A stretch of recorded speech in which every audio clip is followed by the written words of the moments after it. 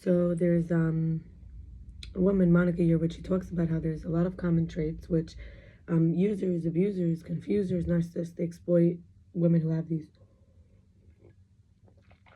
I want to clarify that I and her might have different opinions on what a narcissist is. I feel like a narcissist is someone who doesn't meet your needs.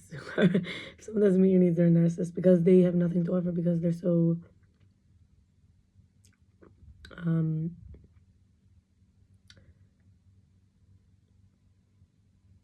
call it just limited, just really, really limited. Could be immature, undeveloped, could be just very selfish, could be just not in tune, could be traumatized. So anyway, common traits that a narcissist will be extremely drawn to, because I guess they want to heal, on some level. Perhaps some people will say that it's the most common word. They used to call them psychopaths.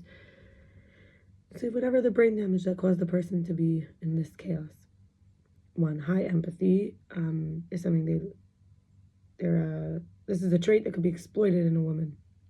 A deeply attuned person who is attuned to others' emotions, able to feel, see through others' perspectives. Two, a strong sense of responsibility, capable, steady, dependable in many of her relationships, and often like the Rock.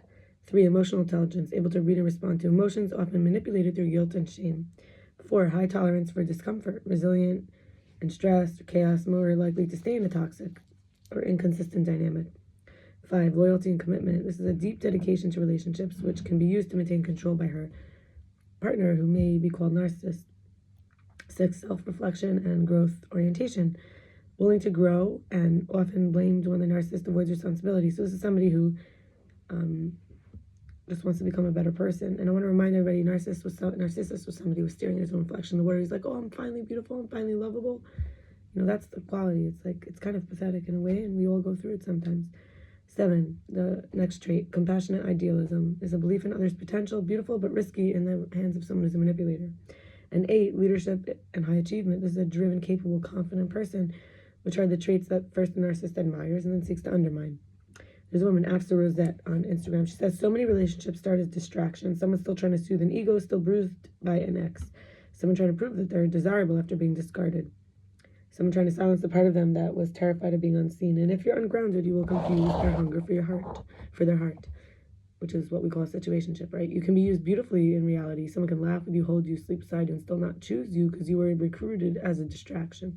That's why they could still go to their ex, cheat, ghost, because the connection was never about building with you, but soothing themselves. Knowing your why is also true in dating, because if you know your why, then your vision's your standards, you can endure the waiting, the silence, even the loneliness when you're not with someone. You can be, I'm going to make a comment, you can be no contact and learn to love yourself even more. But without a why, you'll accept anyhow. And anyhow will break you. You take it up a notch when you know yourself too. If you don't know what you want, every desire around you will recruit you. You'll be swept into stories that are not yours, carrying burdens that are not yours, bleeding for ghosts that are not yours. Self-knowledge is the rarest form of power, because once you know yourself, you can see the difference between being loved and being used, between someone choosing you and someone choosing distraction through you. Most people don't need another partner. They need to sit in their own emptiness until they do. Every love is just a cover-up. So protect yourself by refusing to be consumed by someone who doesn't yet know how to love. And there's a woman, Sophia Sundari, and she says that this work, in terms of like healing our connection with the masculine, so we don't have like wounded masculine that he's so traumatized and narcissistic. Or like maybe we have an inner masculine, whatever. So she says this is a very deep work that we need. It's very needed. We truly need to live it, not just prepare to live it. So she says we have to be anchored into our feminine essence, each one. So I have to be anchored in my feminine essence, not questioning if I'm too much or not enough, resting in my unshakable embodiment of my worth. I don't have to be fascinated by a man's potential. Instead, I could be anchored to the standard of being cherished, provided for, chosen, and adored exactly the way I am. Feeling safe to surrender because I've repatterned the fear, anger, disappointment that once closed my heart to the masculine. And I ignited my erotic aliveness, becoming a woman whose very presence is overflowing with pleasure, radiance, irresistible magnetism. And therefore experiencing men rising for you as you learn the art of relating that calls forward their deepest integrity, leadership, and provision. Being solid on the path of love, not just towards a man, but toward love itself. Discovering what it means to be the woman who walks in the embrace of the beloved, able to attract and keep what we call high caliber love, because you become the woman who embodies it in every cell of her being. And Annabelle Ingleton says that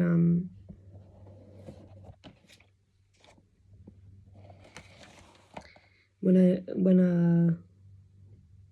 woman embodies trust in herself and in the men and the love in her own presence, men find that her presence feels like trust and respect, which is the two most important male needs. Her love is open and secure, so he feels safe to lead and provide. She radiates trust so that he feels like he's winning with her. She believes in his capabilities, so he steps into his masculinity effortlessly.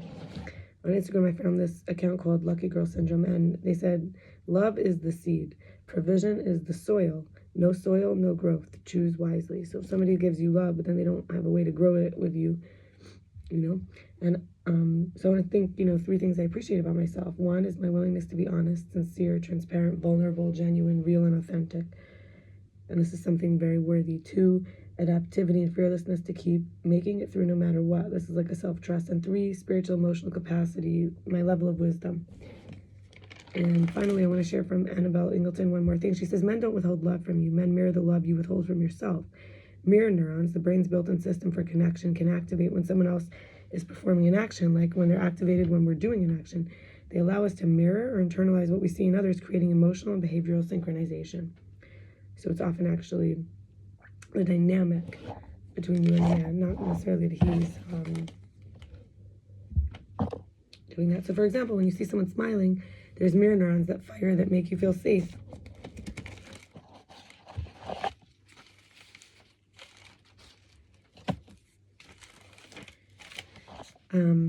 And like a sense of warmth, happiness. When you see someone cry, there's firing mirror neurons that make us feel their sadness. And in relationships, an emotional state is contagious. It impacts how the man feels and behaves around you because your regulated nervous system makes him feel safe.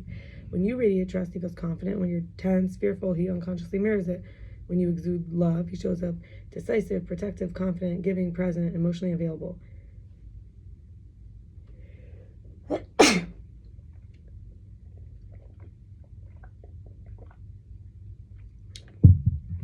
Staying in an embodied way with her emotional state, telling his subconscious, I believe in you, I trust in you. I trust you, you're safe to be yourself with me. And his mirror neurons pick up on this. He responds by being his most powerful, masculine, loving self. When her energy communicates distrust and doubt, men always leave. I need to be in control. I can't trust him to lead. A man's energy, his mirror neurons mirror that back. And instead of feeling like a winner with her, he feels like he's already failed, even if she doesn't say it out loud. Her energy tells his nervous system, you're not safe with me. I expect you to fail or hurt me. I don't trust you to lead. And when a man mirrors this energy, it often leads to hesitation, withdrawal, emotional distance, a lack of confidence, or leadership in a relationship, even a push-pull dynamic where he feels tested or like he has to prove himself instead of rising into his masculinity. He might become avoidant, defensive, or unsure. An emotionally available woman does not force a man to show up for her. She evokes it through her emotional trust and love-based presence. If you want him to be confident, exude certainty. If you want him to commit, trust the process instead of gripping onto control. If you want him to fully love you, release the fear, let him feel your softness. Let him feel your softness. When a woman consistently radiates deep trust and love, her energy invites a man to be his best masculine self because he feels accepted and respected. You don't have to chase, convince, manipulate. His mirror neurons will naturally respond because love is created from trust. When a man feels accepted, trusted, and respected, he will move mountains for you. But if he senses even subtle fear, resistance, and control, he will hesitate.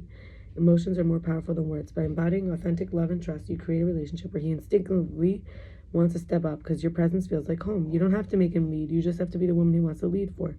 When a man feels like a winner in your presence, he does not hesitate. He knows that you're the woman he wants to pursue, commit, and to lead. And we'll stop here. All right, bye.